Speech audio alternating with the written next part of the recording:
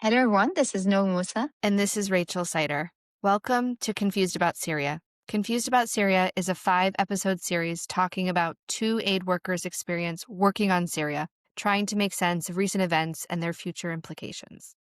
In this episode, we are going to talk about Syria in 2011 and what happened after the escalations of the peaceful protest and the experience of Syrian in 14 years that followed.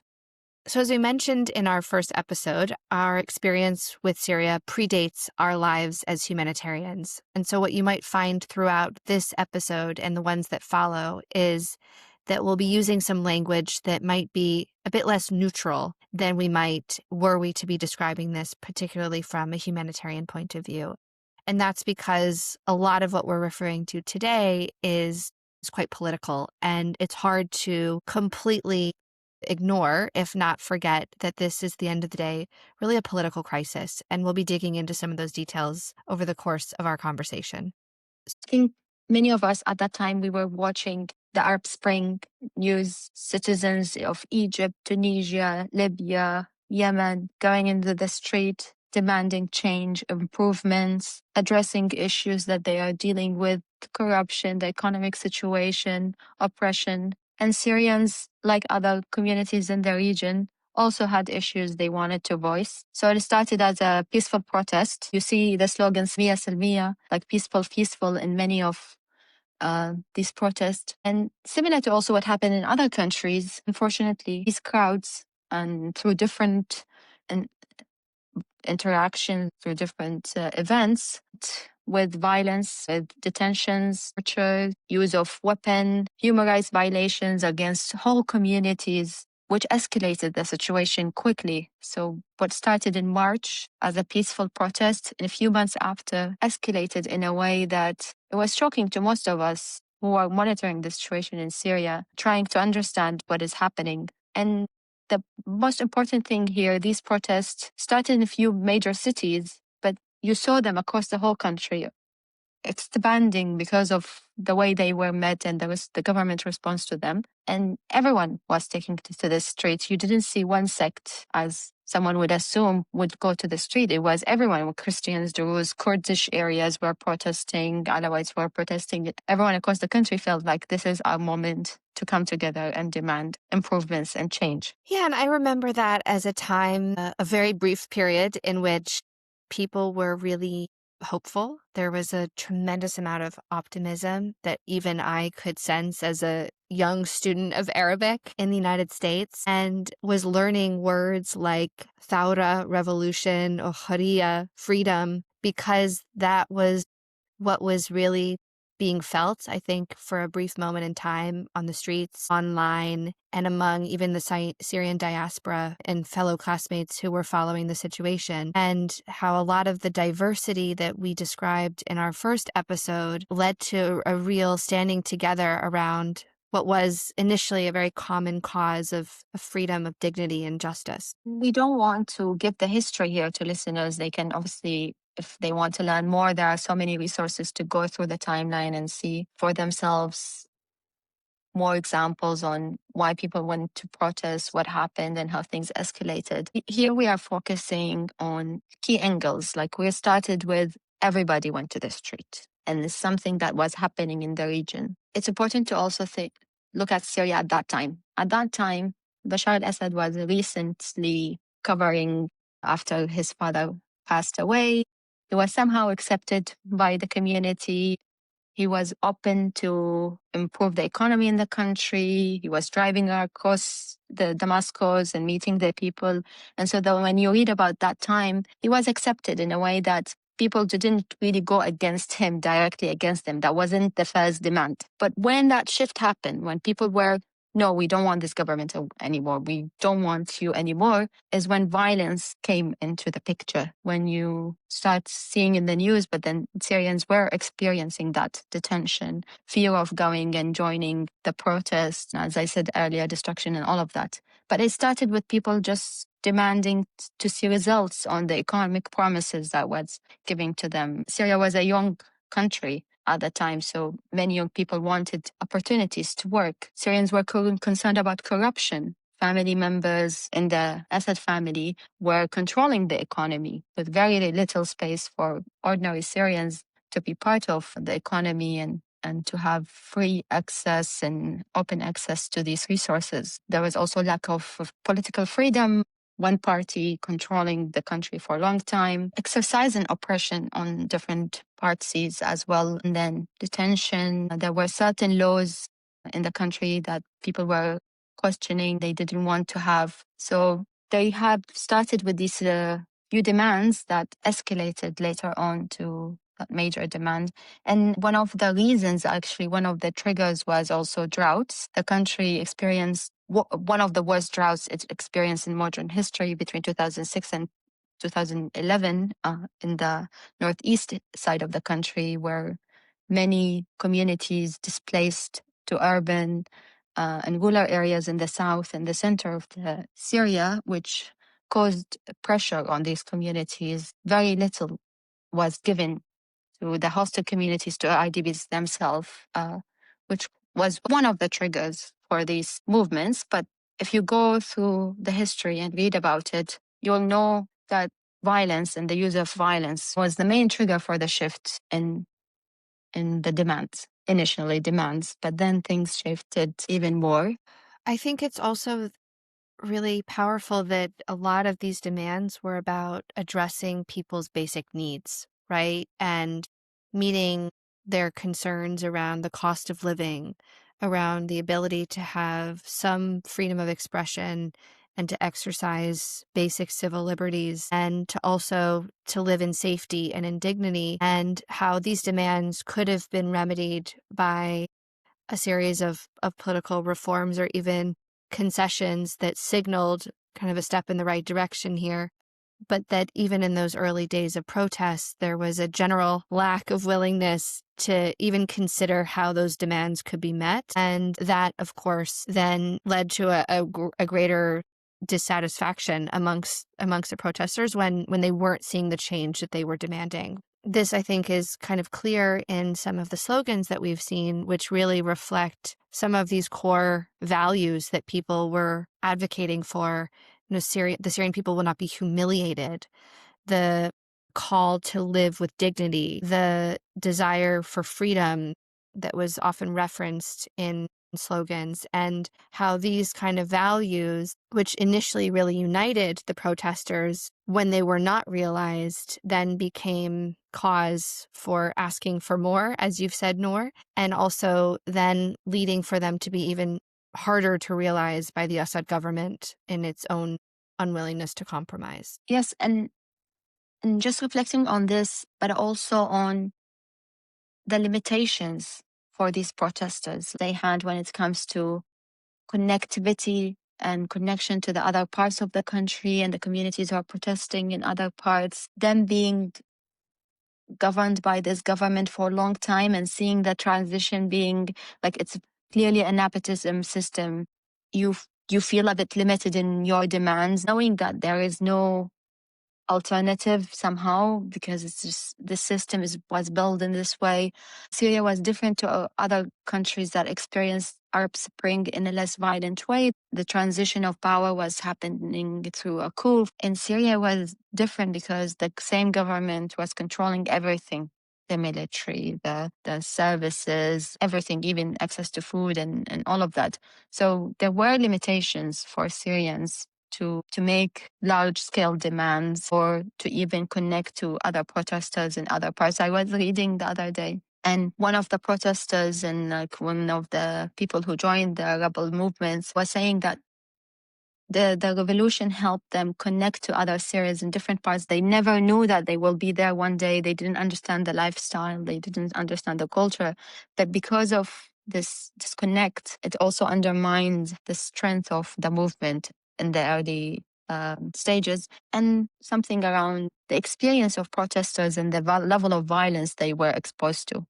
So those who were living in good neighborhoods in Damascus, where their experience was different to those who were living in Ghouta or in Daraa or in Hama. And in Hama, the massacre that happened in 1982 was still alive in the memory of the people there. And those who live in these good neighborhoods in Damascus. Things were a bit peaceful for them. They were just, their protest never was met with violence. You mentioned Hama, and I recall, several of my Syrian friends referencing the 1982 massacre as something that was really initially a deterrent for them to partake in the protests, because they knew what the government was capable of in terms of mass violence, and that the memory of that still looms quite large in the minds of many Syrians, and made them recall the levels of fear that people felt then, and that could possibly return should the protests continue.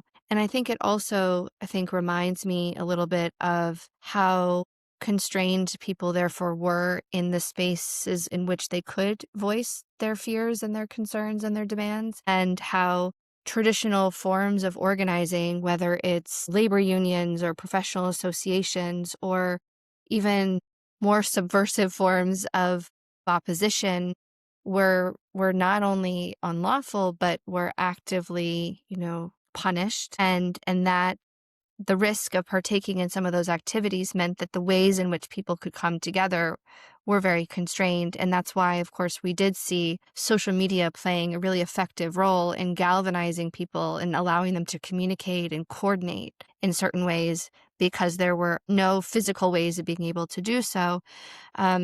And that also that mosques became one of those gathering spots for some of the early protests, precisely because it was one of the few places where people could come together. Yes, and unfortunately, these communities then, as we said, despite all of these challenges, their protest movement was met with violence. There are many incidents on triggers in different parts of the countries that collectively everybody reacted to, like in Dar'a, and the students who painted the wall of the school, and the way the government treated the situation, not only not apologizing for it and not addressing it, but also making offensive comments on it. And then you have mosques being targeted. You have people who've been detained and tortured, and you hear the stories and the way they were assaulted. All of these incidents and more caused some of the protesters to realize that peaceful protests might not bring us the change we want,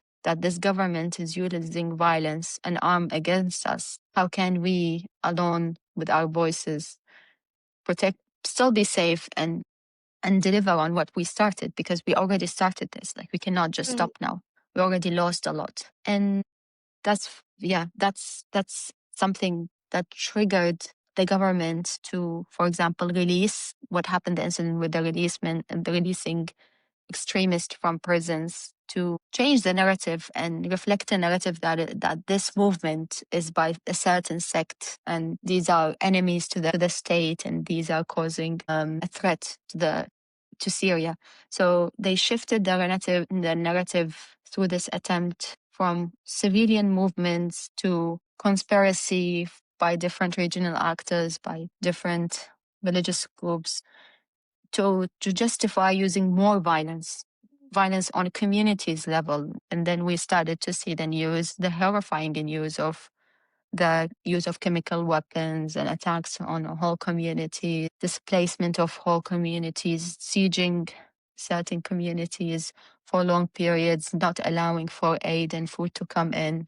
And that made me think actually a lot about Iraq and the use of violence, and my experience on how certain group was perceived as a violent group because certain individuals within that system were comfortable with using violence, and not only being comfortable with one level of violence, they were open to different levels of violence, like using variety of weapons, torture methods. When you read about the torture methods in the prisons, in Assad prisons, some are really horrifying, like the carpet methods, and when you just fold the whole person on themselves, and the isolations and all of these methods. There are people with high level of capacity of coming up with methods of exercising violence on communities.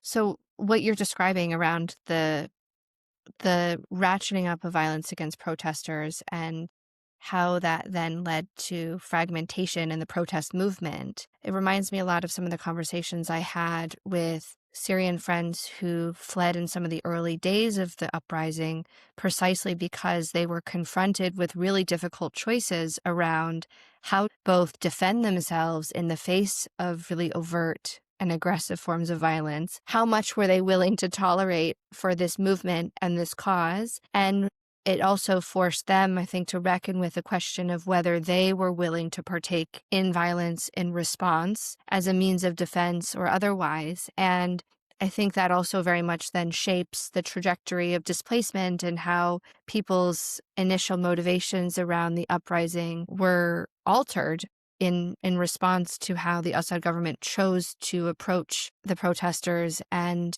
its increasing use of force as a way of trying to suppress and ultimately undermine their cause. Major plot in this narrative shift was around sectarian backgrounds and divides and ethnicities and religious backgrounds. So the Syrian government, and later on abused by different regional actors, wanted to feed into the narrative that this is mainly a Sunni protest. They are against the Alawites, they are against the minorities. And they just started promoting this through, as I said, releasing extremist, Salafist religious men from prisons to contribute to this narrative. And for me, that's dangerous because I can associate this to my experience with Iraq. When Saddam Hussein used the Sunni community in military leaderships, engaging them in violence. And I met Iraqis who were part of that system who told me that they are victims. They've been used to be part of the military to lead. Of course, there are people who lean towards using violence and abusing their position, but there are ones who just were put in these places. They were put in these front lines, they were put in these prisons, and then they were just there. And it was a matter of survival because they cannot just say no. And that reminds me of how after 2003, when Saddam Hussein was gone, the way the community was, like the way not only the community, the government dealt with that case wasn't an example to follow. They were discriminated against. The Sunnis didn't chose not to be part of the political process, so that was also used against them and then distanced them from the rebuild of Iraq, and that later on led to ISIS, and we know what happened in Iraq after and how Sunni communities experience massive loss in lives and assets, and they continue to struggle to recover from all of that.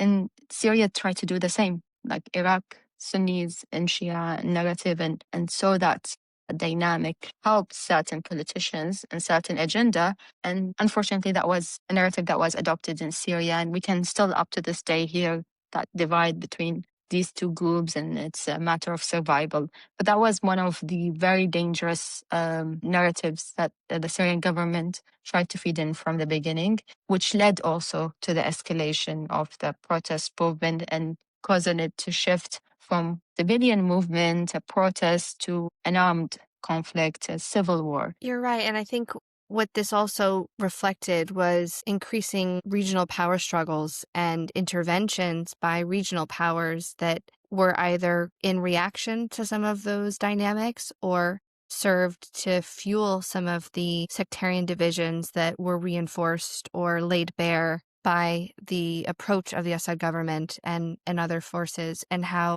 those were then played up in bigger geopolitical rivalries as we saw over the course of the conflict.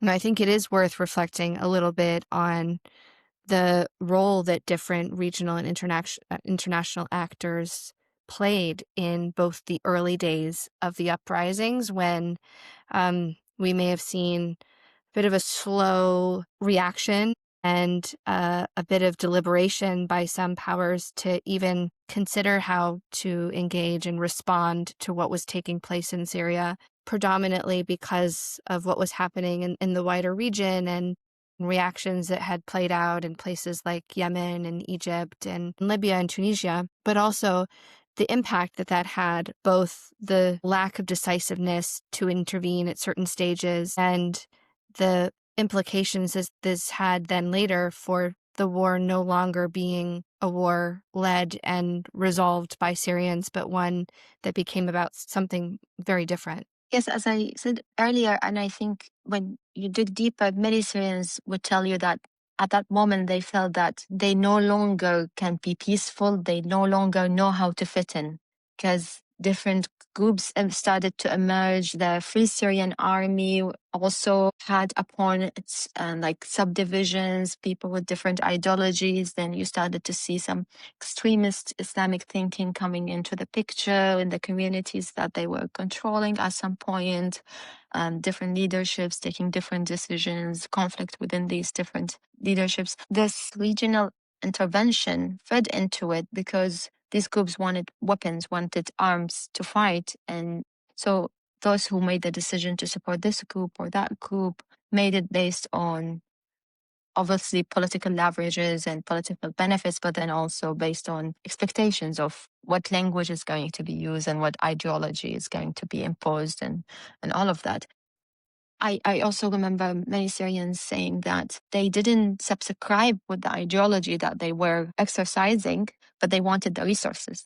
Like when the foreign fighters joined some of the groups, they didn't agree with that ideology, but they wanted the support. They wanted the arms. They wanted the personnels. So at some point, yeah, this shift in the conflict wasn't only driven by values, but also by a need for resources and who those who can offer them and what decision these players took. And I think when you monitor the situation, the same regional player supported different groups at the same time and then changed them. And it was very difficult to track what was happening and who has interest in what. And you think of a Syrian fighting against the Assad government. They want resources, they want someone to support them. So that not being systemized and not being supported in an ethical way and being mainly abused definitely fed into later on that the emergence of extreme groups like ISIS and different groups in Syria. Just looking into also how that narrative played out in that phase, just it became a narrative where minorities weren't part of it anymore. It was mainly around these two big groups, the group that al-Assad was from, which wasn't like a major, it's not a majority group in Syria, but it was the group the Assad is from. And some religious groups, they don't think of them as Muslims and they had justified using violence against them. And you have then the Sunnis, which are the majorities of Syrians, and they were when we said the Hama massacre and these different ideological groups inside it that had different positions, but it was a bit concerning to see this language used in media. The Alawite, the Sunnis, this group with this alliances, this group with this ideology, and it became not about the geographies and the controls and how is the situation for people under this control and do they have food, do they have health support. It became about which ideology controlling which part and who's expanding where. And that was a very dangerous shift. When Al-Raqqa was taken and parts of Aleppo by ISIS, it wasn't about, so what happens to these Aleppo and people in Raqqa? Raqqa was a diversity. There were Christians and, and what happened to the Druze and Idlib. It became more about the ideology of the group controlling the area. And interestingly, when you also dig deeper, the Syrian government dealt with ISIS when it came to oil and wheat, despite the fighting each other.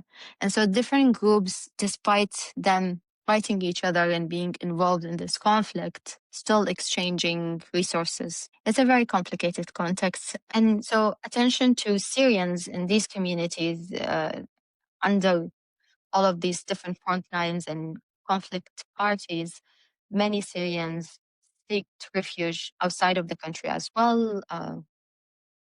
Around 2 million, I think, went towards Lebanon. Thousands went towards Jordan and Iraq. And then Turkey also received the largest part of Syrian refugees moved to these countries. And the way these countries dealt with the Syrian refugees contributed a lot to their experiences. At the initial stages, nobody expected that this conflict will go this long. So those who, for example, went to Jordan if many of them who didn't have family connections were placed in these two major camps, Zaatari and Zarqa, in Jordan. Lebanon, you hear of Palestinian groups in Syria who moved to the Palestinian communities in Lebanon, and different groups moved to with families and relatives. In Turkey, camps were set on the borders, and some were able to move to major cities on the border, like Gaziantep, and set up there. In Kurdistan, Iraq, the Kurds moved towards the Kurdish region, also within camp settings and hosting communities. Very few went to Iraq. Iraq was in a very tricky situation. The Iraqi government aligned with the Assad government. There were Iranian-backed militias who participated in the Syrian conflict alongside Hezbollah, Lebanese Hezbollah. The Kurdish side was already also part of the conflict in supporting the Syrian Kurdish side. And you have the Sunnis of Iraq who were struggling, not being heard by the government, being abused during their protest, and biases emerging in these governorates. So Iraq was in a very tricky situation, and the way it engaged with the Syrian crisis had been highly political and paid very little attention, despite in Kurdistan, but in the rest of the country, it paid very little attention to Syrian civilians. I think there's a lot in what you're saying, Noor, especially when it comes to some of the choices that people may have made in the early stages of the conflict that then had much longer term repercussions on their own futures, but also on how governments themselves approach the refugee crisis and the differences that we saw in those approaches across the region. And I remember being in Jordan in some of the early days of what was still referred to as an uprising, when you had young Syrians coming across the border to Amman and to other major cities in the country, fueled, I think, by an optimism that the uprising could still lead to some successes and changes, but also a fear for their own lives, and how the fear drove them to seek safety in places where they may have already had pre-existing family or social connections, and how those early decisions were made from a really short-term mindset, right? Around, where can I go that is safe for the moment? And we'll let this kind of blow over and ride out the storm, so to speak. Not to put this too lightly, but I think the point being that in a situation of displacement in those early days, there was no understanding or appreciation for how long this could play out, right? And I think it's much easier for us to sit where we are now and to appreciate just the years, if not the decade plus, that Syrians have at times experienced displacement. And therefore, not only those individual decisions, but then the choices that governments made in response. And I know that there were such different approaches taken, for example, in Turkey versus Jordan when it came to how displacement camps were established in the first place, the right to work, the right to legal identity, the forms of documentation even that people could receive, and the calculations that some of these regional governments were making that were balancing, I think, the desire to provide safety and uphold certain norms under international law, but also the challenges and constraints that this would pose to their domestic populations, especially when managing budget constraints, resource limitations, and other challenges that we know have only become more and more difficult over the past 14 years. And I also remember being in Jordan and seeing this play out in real time in terms of how Syrians were treated on the streets and the wearing off of that initial hospitality and the scapegoating and some of the negative rhetoric and the desire to spin some of the challenges that the country was facing and pin them on Syrians as outsiders because it was a convenient kind of political narrative at the time. And all of this is important, I think, if we think about not only the realities of Syrians in displacement, but also what this means for their futures and the means that they may have to return, the future prospects that they see for themselves to either be part of Syria's recovery and reconstruction or to live out a future in a new country with a new opportunity. From my side, I most of the Syrians I met initially were the Kurdish Syrians who went to Kurdistan region, and how challenging was it for them to build a life. However, the ones I met were welcome to rent, to start a business, and many of them studied German and went to Germany or other countries.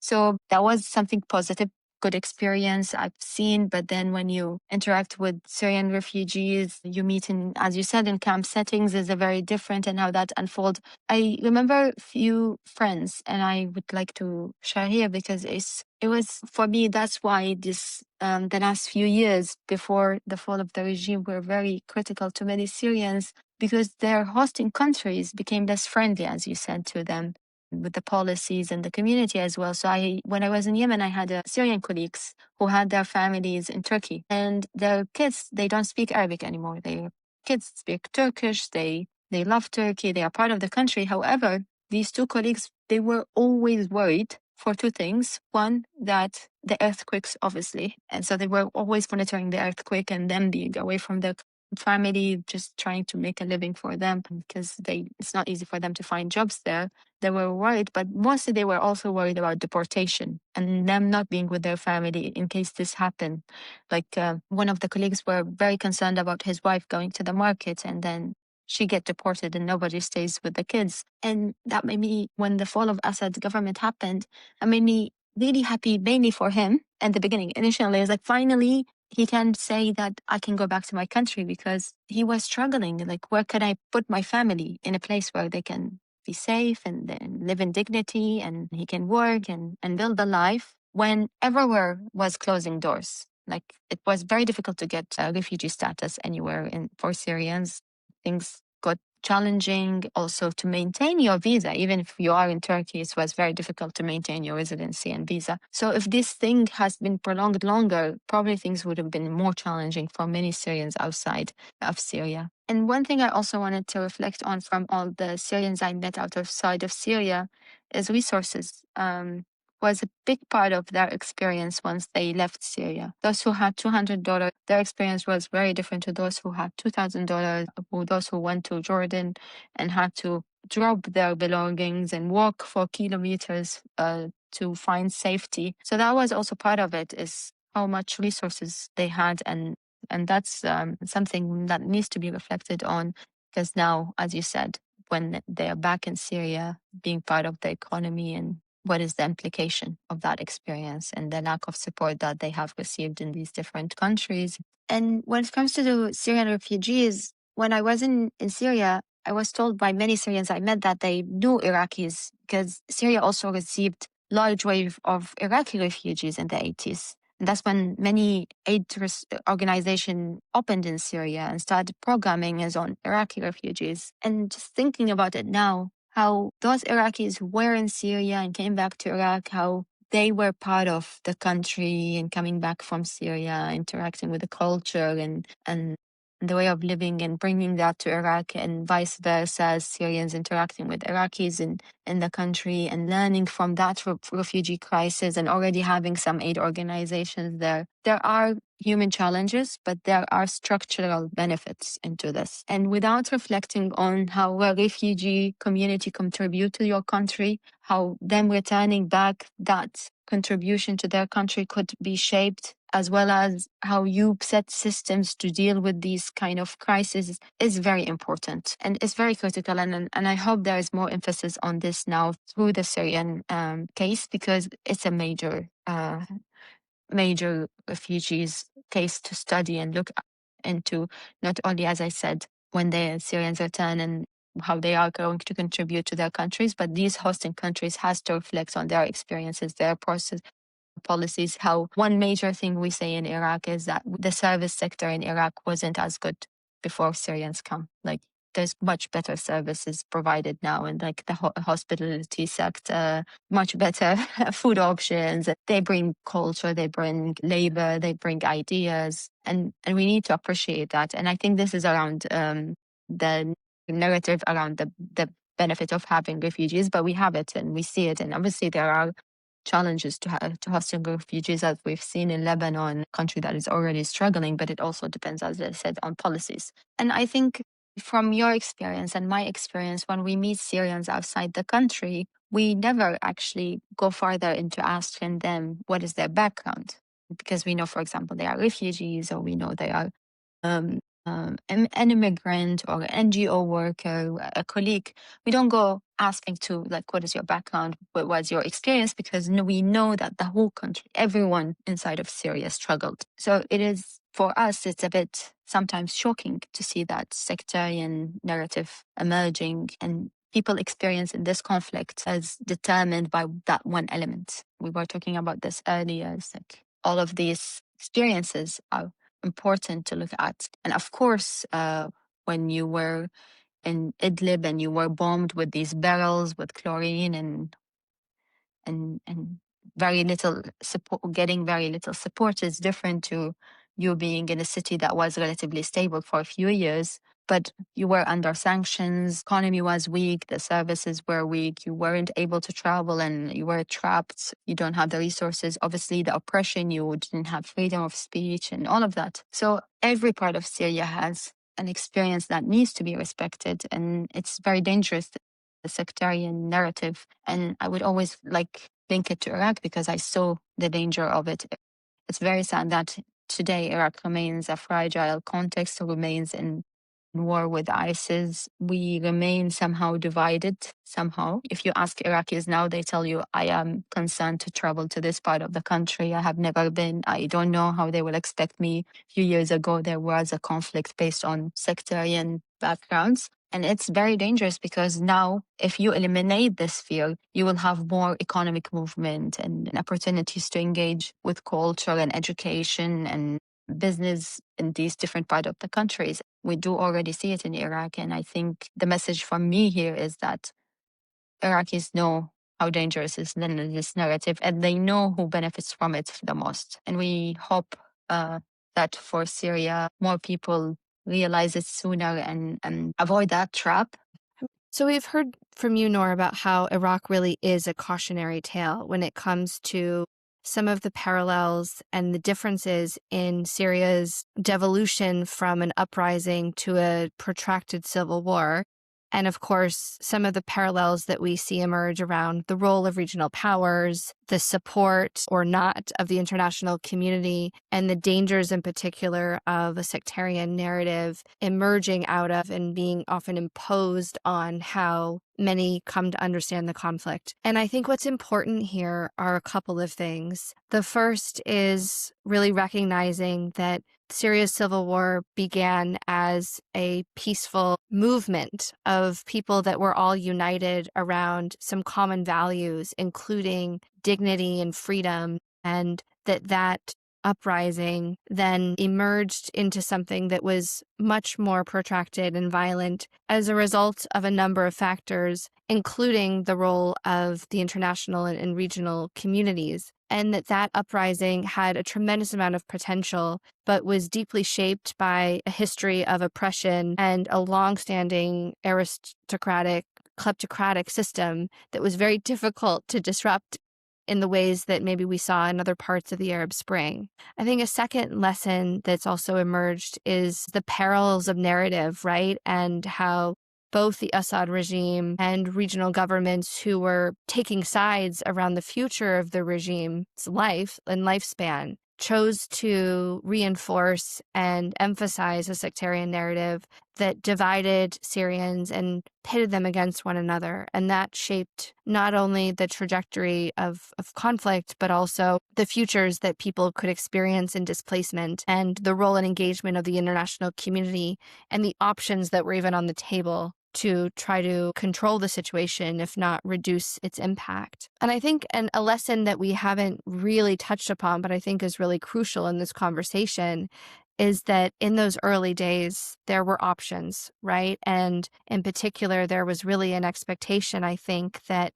the United States or NATO or even the United Nations play a more decisive role in stemming the early days of violence, in preserving potentially some of the values that the uprising sought to advance and prevent the spiraling altogether of a civil war that quickly got out of control. And instead, what we saw was not a choice around mediation, but a choice to take sides, to supply different sides of the conflict with arms, to enable and facilitate the movement and transfer of those arms and affiliated militia, and in times to draw red lines that then were never adhered to. And as an American, I think that especially resonates given the role or the lack thereof of the U.S. government in those early stages. And all of that, I think, to say is that understanding how this war started really shapes the prospects that we now see for peace, for recovery and reconstruction, and learning some of the lessons from what didn't happen,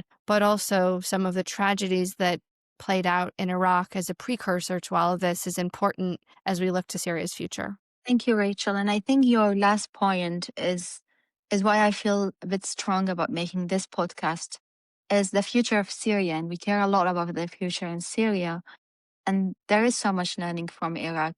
I was in Syria in the last few months between September and December of 2024. And what I witnessed was only in certain parts of the country that push to dedicate a whole episode on not only the escalation from protest to civil conflict, but also to the static situation Syrians were living through in the last few years and how challenging that static situation is by itself. The Syrians I met in Damascus and Homs and Hama and the south of the country and northeast Syria, because these are the parts I was allowed to go to, they were struggling. The country economically devastated. People want to flee, want to leave. They were losing hope. But those who had the resources did it, and those who didn't or had other obligations, they couldn't. The topple of the regime might actually happen for Syrians in good time because they were running out of options. And the world was providing very little assistance and being selective with that assistance. So in the next episode, we will be looking more into December 8 events, the few weeks that preceded that, the conditions that allowed for it, the fall of the Assad government, and what happened during that period and the following weeks and months. So if you'd like to learn more or understand a bit of the background behind the civil conflict and how it evolved over the past 14 years, we'll be sharing some additional resources in the notes section of this podcast. Thank you for listening.